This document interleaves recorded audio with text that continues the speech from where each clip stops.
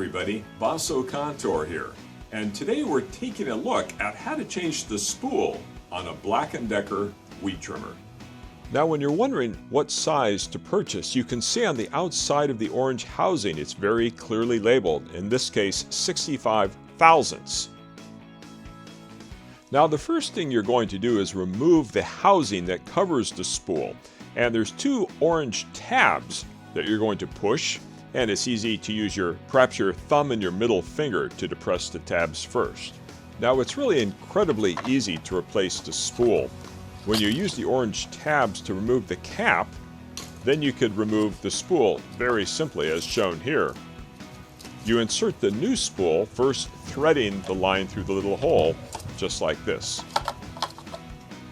Pull out the line a little bit and then snap the orange cap right back on again. Give it a little tap to make sure it's secure. Now if you're worried about installing the spool the wrong way, it only goes one way. If you try to install it the wrong way, look what happens. It won't work. Well, I hope this video has been helpful to you.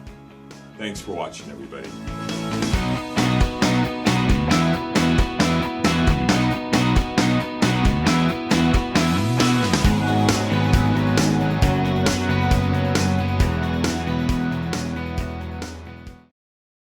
Hey, this one is dirty.